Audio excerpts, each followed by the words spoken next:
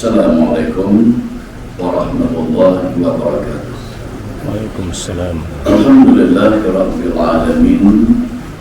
Wassalatu wassalamu ala asyrafil anbiya'i wal mursalin wa ala alihi wa sahbihi ajma'in. Subhanaka la ilma lana illa ma 'allamtana innaka antal alimul hakim. Wala hawla wala quwwata illa billahil aliyyil azim. Alhamdulillah, kita syukur kepada Allah yang telah melimpahkan kepada kita rahmatnya dan nikmatnya. Muslimin muslimat yang dikasihi dan dirahmati Allah SWT sekalian, kita sudah berada di penghujung minggu yang kedua ataupun zon yang kedua bulan Ramadan, dan kita menghampiri 10 hari yang terakhir ataupun 10 malam yang terakhir bulan Ramadan. 10 malam yang terakhir ini diperingatkan oleh Rasulullah supaya kita berjaga-jaga, kerana kemungkinan di dalam 10 malam yang terakhir inilah terdapatnya Lailatul Qadar. Kalau ikut Siti Aisyah start malam 17 tadi. Lailatul Qadar ini dia lebih baik daripada 1000 bulan ataupun 83 tahun. Mengerjakan ibadat dan terkena pada malam yang penuh dengan keberkatan ini digandakan pahala yang sangat banyak oleh Allah SWT.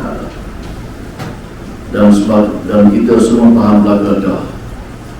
Ustaz-ustaz kita menyebut tentang kelebihan Lailatul Qadar. Tunggu kita beramal di dalam 10 malam yang terakhir ini.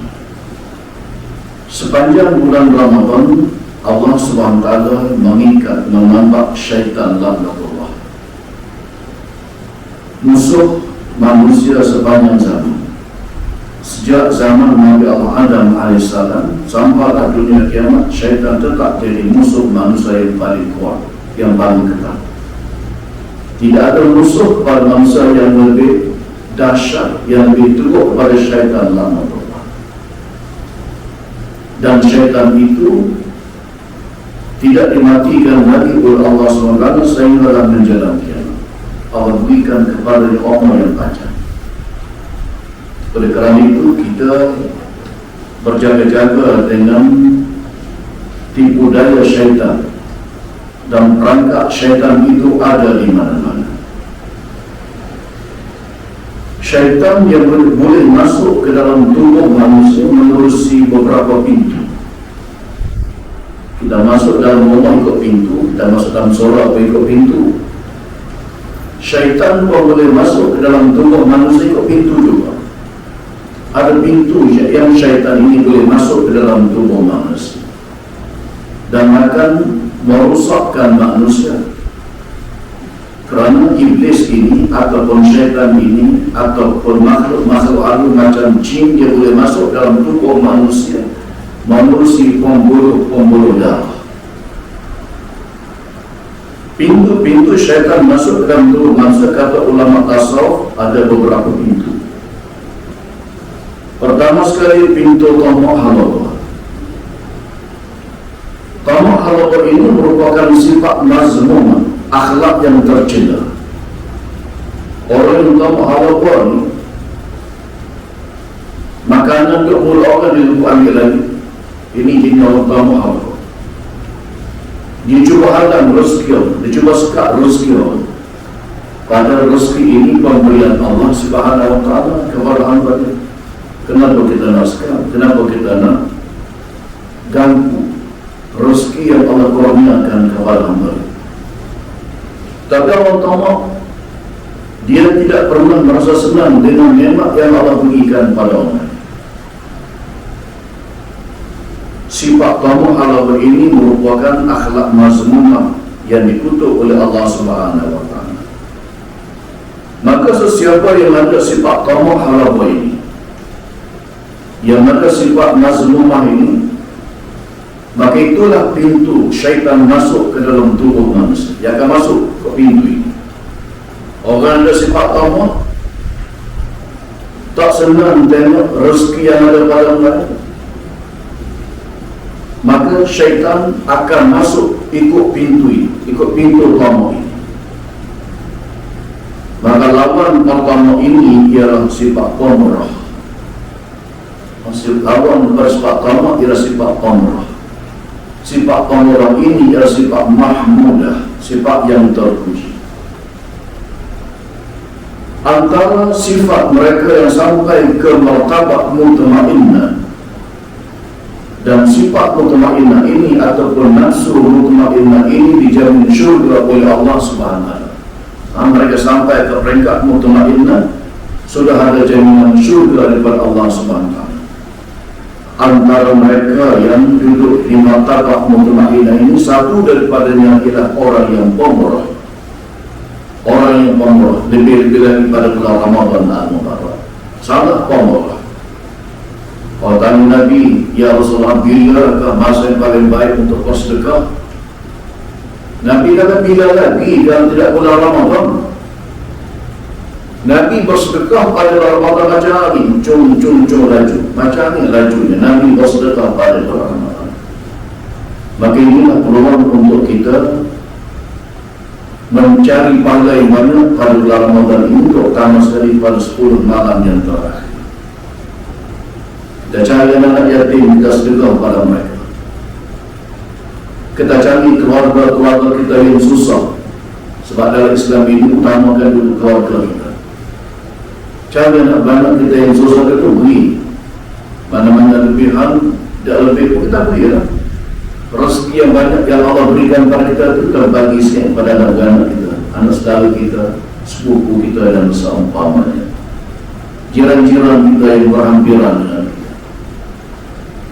Kerana Allah gandakan rezeki, Allah gandakan sedekah yang kita berikan pada 8 sampai 700 kali ganda, sampai 700 kali ganda.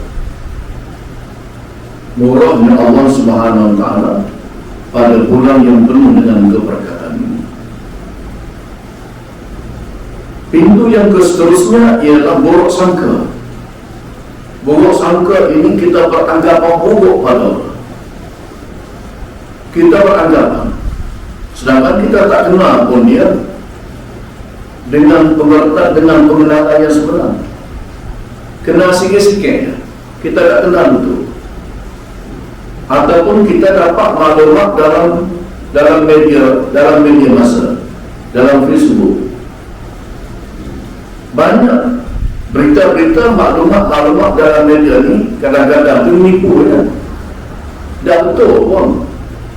Banyak menceritakan keaiban orang, banyak menceritakan keburukan orang dalam media sosial. Bila kita membaca maklumat-maklumat dalam media sosial, kita percaya lalu. Percaya daripada Quran. Kadang-kadang kita percaya pada surat khabar, kita percaya kepada media massa, media sosial yang ada dalam maklumat yang ada itu kita percaya sana-sana. Sedangkan banyak juga benda yang tidak tepat, benda yang tidak betul, benda yang bohong, benda yang palsu. Kita nak cari ni biarlah maklumat tu jelas sungguh, clear sungguh, betul sungguh, baru boleh kita cari. Itu pun tak boleh kita buruk sangka. Buruk sangka ini termasuk di dalam senarai dosa besar. Kita beranggapan buruk pada orang, sedangkan kita tak tahu keadaan yang sebenarnya. Kita terus beranggapan. Kalau dah sungguh sekali pun, jangan kita beranggapan buruk juga. Walaupun sungguh, tak perlu kita berkorek-korek cari keburukan. Lepas tu kita kebel betul umpamanya. Jadi orang yang ada sifat ini buruk sangka kepada orang.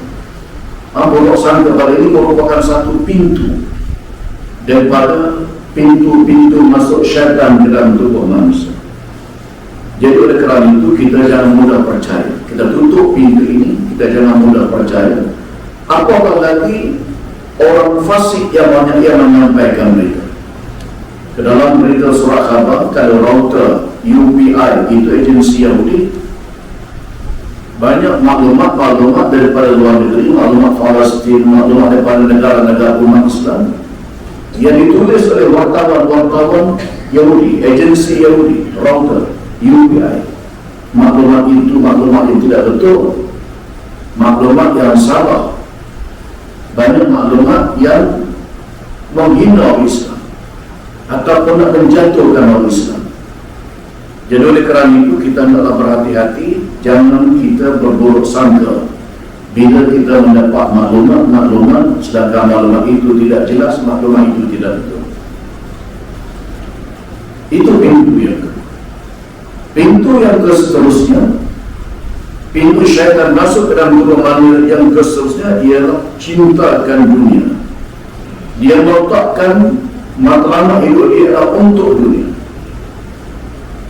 bukan mencari keredaan Allah SWT. Matlamat mencari keredaan dunia, mau mencari kemegahan, mau mencari keseronokan dunia. Sedangkan matlamat akhir kehidupan kita ini ialah matlamat untuk menuju ke negeri akhirat dan kekal abadi. Di sana tempat kita kembali. Negeri akhirat itu merupakan negeri kepada seluruh manusia. Dunia ini tempat persinggahan buat sementara. Ibarat orang musafir singgah di Kota Terengganu, nak pergi Kota Baru, singgah di Kota Terengganu untuk satu hari ya. Lepas tu nak pergi Kota Baru, lepas Kota Baru nak pergi ke Laknya itu. Dunia ini tempat persinggahan buat sementara. Sedangkan akhirat itulah tempat tuju kita, tempat terakhir untuk kita pergi. Jadi mereka yang meletakkan kehidupan dunia dalam hatinya, artinya tidak ada sifat zuhud dalam dirinya. Bila manusia ini meletakkan dalam hatinya matlamat dunia, kejar dunia, artinya tidak ada sifat zuhud dalam diri. Jadi sifat manusia yang cinta kepada ini boleh ditutup dengan sifat zuhud. Sifat zuhud merupakan sifat mahmudah, sifat yang terpuji, yang dimiliki oleh para sahabat as-salafus salih, orang-orang baik sepanjang zaman. Barang siapa yang memiliki sifat mahmudah, barang siapa memiliki sifat zuhud, artinya dia telah memiliki sifat kenabian. Dia telah memiliki sifat kenabian ataupun sifat as-salafus salih, ataupun sifat generasi rabbani yang dikasih oleh Allah Subhanahu wa Ta'ala. Dan pintu yang seterusnya ialah bernama kenikmatan dan kelazatan hidup. Orang yang kejar kenikmatan duniawi, mengejar kelazatan hidup dunia, itu pintu syaitan masuk dalam tubuh manusia. Tak ada kejar lain, mereka bekerja nak seronok semata-mata. Mata nak seronok dengan hiburan, telinga nak seronok dengan hiburan, hati nak seronok, semua nak seronok. Mereka ini mencari keseronokan untuk kelazatan dunia. Lazat dunia ni sangat kecil ya. Allah turun nikmat atas muka bumi pada segala 99 nikmat dalam syurga. Satu daripada segala. Yang manusia tengok benda yang menarik, nikmat. Tengok, dengar benda yang menarik, nikmat. Sentuh benda yang menarik, nikmat. Lidah pula jilat benda yang sedap, seronok. Itu seronok yang sementara. Seronok yang dapat manusia kecap dengan panca indera di atas muka bumi, ialah nikmat yang sementara. Satu daripada 100 nikmat yang Allah Subhanahu wa Ta'ala sediakan untuk manusia, ataupun rahmat Allah. Rahmat itu atas muka bumi satu je, yang manusia gugur, tindak menindak, berlakunya peperangan di kalangan manusia, bertumpah darah, bapak kelahi, adik-adik dan bertukar sahabat-sahabat Allah kaum kiharta gugur orang perempuan sampai berbunuh-bunuhan. Banyak kibunuh berlaku kerana gugur orang perempuan mati. Itu kesemuanya nikmat yang tidak ada nilai berbanding dengan nikmat akhirat yang kekal abadi. Jadi pintu inilah syaitan masuk ke dalam tubuh manusia. Manusia yang meletakkan kecintaan kepada kehidupan dunia, mengatasi segala-galanya, itu adalah pintu masuk syaitan ke dalam tubuh manusia. Akhir sekali berlaku pembunuhan kerana berebut jawatan. Bunuh jadi ketua, bunuh. Berebut orang perempuan, mati. Pernah satu tiga pelajar UKM sama-sama nak pada perempuan itu, sama-sama student kat universiti. Dia bunuh. Akhir sekali kita gantung. Dua-dua kita dapat. Dua-dua tak dapat. Kemudian seterusnya, pintu masuk ke dalam tubuh manusia ialah bangga ataupun sombong. Bangga ataupun sombong ini adalah sifat yang dikutuk oleh Allah Subhanahu Wa Taala. Sombong, bangga, takabur pula ya. Kalau ada sifat bangga ataupun sombong dalam hati, walaupun sebesar zarah sekalipun, Allah campur orang yang takabur itu ke dalam hati mereka. Walaupun sebesar zarah itu tak nampak pun, tapi kalau ada sebesar zarah sekalipun, takabur itu dalam hati, Allah campurkan ke dalam hati mereka. Makhluk yang pertama yang durhaka kepada Allah di atas muka alam ini, dan Allah laknatkan dia adalah syaitan kerana takabur. Dia merasakan kejadian yang lebih baik daripada kejadian Nabi Adam AS. Ketika Allah perintah Iblis sujud pada Nabi Adam, dia tak mau sujud. Dia merasakan kejadian yang lebih baik daripada kejadian Nabi Adam. Allah jadikan Iblis itu daripada api.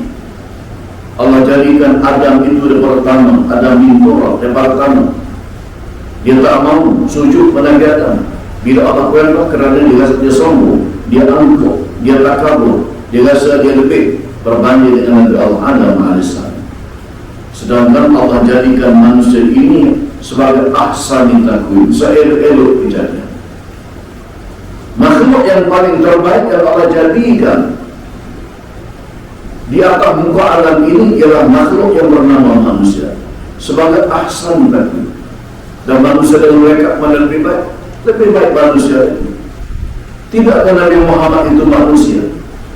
Martabat Nabi Muhammad lebih tinggi daripada martabat Jibril AS. Lebih tinggi. Maknanya manusia ini Allah pilih sebagai khalifah. Allah tak pilih malaikat jadi khalifah di atas muka bumi. Allah tak pilih jin jadi khalifah di atas muka bumi. Allah tak pilih binatang jadi khalifah di atas muka bumi. Allah tak pilih bukit buka gunung kanan sebagai khalifah di atas muka bumi. Allah pilih makhluk yang bernama manusia, bermula dengan Nabi Adam AS dan seterusnya anak cucunya yang menyambung tugas sebagai khalifah Allah di atas muka bumi. Jadi bila ada sombong, takabur dalam hati, itu pintu masuk syaitan ke dalam tubuh manusia. Pintu yang seterusnya ialah punahnya ikatan ukhuwah. Tidak ada ukhuwah. Hebatnya orang Islam ini bila mereka bersaudara, bila mereka berkasih sayang, bila mereka dalam keadaan ukhuwah yang baik, bila bala kelagi berpecah belah, tanda keruntuhan kepada umat Islam, tanda kehancuran kepada umat Islam itu. Baiknya Islam itu, hebatnya Islam itu bila mereka berukhuwah, bila mereka berkasih sayang di kalangan anak beranak, di kalangan umat Islam yang lain. Kalau putus silaturahim, maka Allah Subhanahu Wa Taala memindahkan orang yang memutuskan hubungan silaturahim. Kalau dalam sebuah kampung itu ada orang memutuskan hubungan silaturahim, menjadi sebab untuk Allah turunkan bala dalam kampung itu. Bala Allah tidak tahu bentuknya macam mana.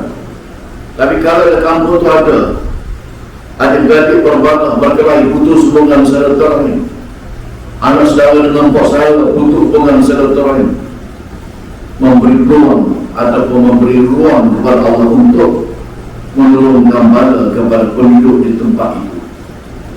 Ambil sebab tolongnya bala. Bila berlaku ya putus hubungan silaturahim, ukhuwah tidak ada, kasih sayang tidak ada, persaudaraan tidak ada. Itu merupakan pintu masuk syaitan ke dalam tubuh manusia. Bila tak kurang orang pada orang lain, putus hubungan silaturahim, itu peluang syaitan ini masuk dalam tubuh manusia. Maka hendaklah kita merasakan saudara-saudara kita termasuk yang ada di Palestin, di Gaza, adalah saudara kita belakang. Kita ni asal satu bakar, satu rumpun. Kalau ibarat bodoh satu rumpun. Manusia ni, walaupun yang berkulit hitam ke, berkulit putih ke, berkulit sawo batang ke, bangsa apa, asalnya cucu Nabi Adam belaka. Asal cucu Nabi Adam belaka. Orang Yahudi dia rasakan dia lebih baik. Tak ada. Dia nak bangsa lain sebagai kami. Kami itu pada lembu. Bagi orang Yahudi, tak salah bunuh orang lain, bunuh bangsa lain, tak salah. Bunuh bangsa lain tak salah, sebab dia bunuh orang Arab. Di Palestin, di Gaza, dalam peperangan yang berlaku beberapa bulan ini, kematian orang Palestin, orang Gaza, telah melebihi 30,000 orang. Bagi mereka tidak ada perasaan belah kasihan. Bunuh bangsa lain tak apa. Sedangkan Islam melihat darah manusia itu bukan harga murah. Bukan harga murah, menumpahkan darah manusia. Bunuh binatang dengan sengaja pun dilarang oleh Allah SWT. Saya saja kita bunuh kucing umpama. Saya saja kita bunuh binatang dengan tidak bersebab. Tak boleh. Maka kita bunuh ular tak bersebab, kerana ular itu binatang yang boleh mengganggu, mengancam juga. Tak apalah bunuh binatang yang berbahaya, tapi bunuh binatang yang tidak mendatangkan mudarat. Saya saja nak khianat pada mereka, pada binatang ini. Tak boleh. Kemudian seterusnya, pintu seterusnya ialah dengki. Dengki ini ialah penyakit mazmumah, akhlak mazmumah yang tercela. Orang dengki ni maknanya dia tak mahu nikmat yang Allah beri pada orang lain itu berada tu menunggu pada dia. Mahu nikmat yang Allah beri pada orang tu hilang. Kalau orang tu maju perniagaan, biar perniagaan dia rugi.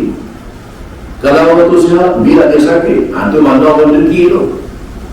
Orang ada penyakit dengki. Kalau tengok nikmat yang Allah beri pada orang lain, dia mahu nikmat itu hilang.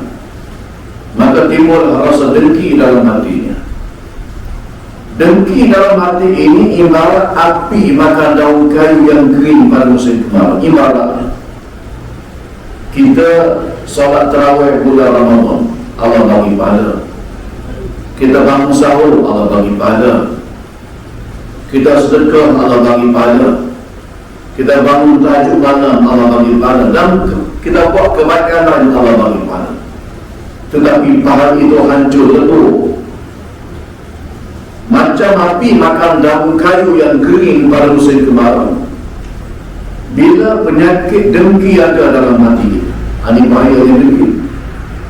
Maka dengki itu jadi pintu masuk syaitan ke dalam tubuh manusia. Dengki ini menjadi pintu masuk syaitan ke dalam tubuh manusia. Itu pintu yang syaitan boleh masuk dalam tubuh manusia. Dan seterusnya adalah riya. Riya ini pun satu lagi penyakit hati, di mana mereka yang riya ini buat sesuatu tidak kerana Allah, buat sesuatu kerana makhluk, tidak kerana Allah, supaya orang puji. Dia mengerjakan sesuatu kebaikan dan seorang puji dan seorang sanjung, mahu cari nama, mahu cari kedudukan di dalam masyarakat. Maka riya ini dikira sebagai syirik. Kalau semua orang pekor itu dipanggil syirik jadi. Bila riya berada dalam hati dipanggil syirik kofi. Ada dipanggil syirik kecil. Kecil pun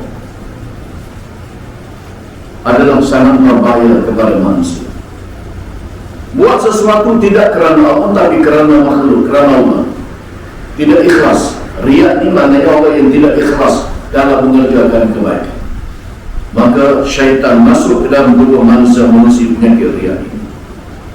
Jadi oleh kerana kena tutup pintu ini dengan ikhlas dalam sesuatu amal. Tutup pintu riak ini dengan ikhlas. Dengan ikhlas bukanlah. Ikhlas ini kena banyak mujahadah. Banyak mujahadah artinya banyak berpuasa. Yang fardu itu tak dapat, tidak ada berapa-apa.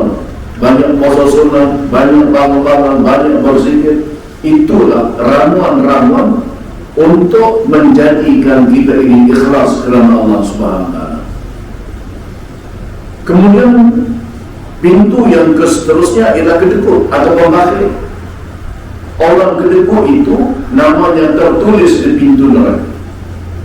Orang kedekut di mana? Orang yang tak mahu nikmat yang Allah berikan padamu beri pada orang lain. Dia tak mahu orang lain itu dapat nikmat macam ni. Dia kedekut, tak beri. Ada yatim dia tak beri pada yatim sedikit. Mana harta yang Allah kurniakan kepada jiran sudah susah, dia tak tolong, dia tak bantu. Sedangkan inilah peluang untuk kita mendapat pahala yang berganda daripada Allah SWT. Kalau sekarang yatim, saya sudah sebut, anak yatim kena kita buat baik kepada mereka. Kita kena sayang kepada mereka. Ayat tak ada, mak tak ada pula yatim piatu. Orang yang buat baik kepada anak yatim, orang yang memuliakan anak yatim dimuliakan oleh Allah Subhanahu Wa Taala. Allah Subhanahu Wa Taala meletakkan orang yang buat baik pada anak yatim ini, orang yang memuliakan anak yatim ini, duduk berjiran dengan Nabi dalam syurga, menjadi jiran kepada Rasulullah di dalam syurga. Orang yang baik kepada anak yatim dan buat baik pada orang lain juga. Buat baik pada orang lain juga. Dok kedekut, dok sedap penyayang. Apakah lagi dalam Ramadan ini, kalau kedekut habis kan? Ada pendapat lah, kalau kedekut bulan Ramadan. Bulan Ramadan jangan kita kedekut. Bulan Ramadan pun jangan juga kedekut. Bulan Ramadan biar jadi pemurah sungguh kita. Kerana Allah gandakan pada berlipat-lipat kalian berbanding dengan bulan-bulan yang lain. Jadi oleh kerana itu, hendaklah kita buang pintu ini, kita tutup pintu kedekut ini dengan sifat pemurah. Dengan sifat pemurah. Dan sifat pemurah ini dia tak mudah untuk kita dapat. Dia tak bagi dengan segera. Melainkan kita kena tengok bergaul dengan orang pemurah. Kalau kita bergaul dengan pemurah, insya-Allah mudah datang mananya sifat pemurah itu pada diri. Kita berkawan dengan pemurah. Dan lama kita pun jadi pemurah macam dia juga. Kalau kita berkawan dengan kedekut, kita pun kedekut juga. Kita berkawan dengan kedekut, kita pun jadi kedekut. Bila kita berkawan dengan orang pemurah, kita jadi pemurah. Dan kita jadi pemurah. Itu merupakan satu dari pintu syaitan masuk dalam tubuh manusia. Dan yang seterusnya ialah rakus. Rakus di mananya apa yang berhak. Kalau makan umpamanya, kalau makan dia jumpa atas makanan itu, dia dah kira tak? Dia makan dengan begitu rakus, dengan begitu panggil, tak terima lah. Sedangkan Nabi ajar buat kita kan kita makan berjamaah, ambil depan kita dulu. Jangan dulu waktu ojo jauh. Jauh tu ayat kecil. Depan kita budu rumah, ambil budu dulu. Dan didik diri supaya tidak jadi rakus. Dan didik diri supaya jadi rakus. Utamakan orang lain. Jangan mementingkan diri sendiri. Sifat mementingkan diri sendiri itulah namanya rakus. Namanya rakus. Kita utamakan orang lain. Ada orang tua, utamakan orang tua dulu. Kita naik badan ni, kita jangan-jangan naik badan ni. Ke sama-sama dulu di kidung dengan Pak, kami kemampuan dengan Pak, zaman dulu. Bila kita naik Pak, ada orang tua, biar orang tua duduk. Kita diri tak apa. Kita duduk, kita orang muda ni diri. Beri peluang kepada orang tua dulu. Ada peluang untuk orang lain, kita beri peluang kepada lain. Sahabat-sahabat zaman dulu, bila dia diberikan kepala kambing. Karena masyarakat kita ni kepala kambing pada harga juga. Kena tutup kepala kambing. Tutup kepala. Padahal kepala kambing tak ada benda apa-apa. Tapi sopo kepala kambing. Sahabat-sahabat dulu diberikan kepala kambing kepadanya. Maka dia kata ada orang lain lebih daripada aku. Berikan dia. Bila kepala kambing sampai pada orang kedua kata ada orang lain lebih mustahak daripada aku, lebih penting daripada aku. Itu pada orang ketiga. Akhir sekali sampai 7 pusingan, balik semula pada orang pertama. Dia mengutamakan orang lain, tidak mengutamakan dirinya sendiri. Jadi sifat rakus ini ialah pintu masuk syaitan ke dalam tubuh manusia. Maka kena tutup pintu rakus ini dengan kita merasakan orang lain lebih penting daripada kita, orang lain lebih mustahak daripada kita. Kita utamakan orang lain dulu. Kita utamakan orang tua-tua dulu. Contoh orang tua yang usul umpamanya, kita utamakan dia dulu. Tapi kalau malingkan masjid seorang, hendaklah kita naik di slide yang pertama. Orang lewat ke belakang. Walaupun anak sultan dan anak raja itu belakang tak kalah. Amal lewat sana. Orang mandi dulu, mereka duduk depan dekat atau imam. Dan mereka duduk di saf yang pertama lebih baik daripada saf yang kedua. Saf yang kedua lebih baik daripada saf yang ketiga. Jadi muslimin-muslimat itulah pintu-pintu masuk syaitan ke dalam tubuh manusia. Mudah-mudahan kita tutup pintu-pintu ini. Dan syaitan itu adalah musuh kita sepanjang zaman waktu kita tidak nampak. Tapi syaitan itu adalah musuh kepada manusia sepanjang zaman.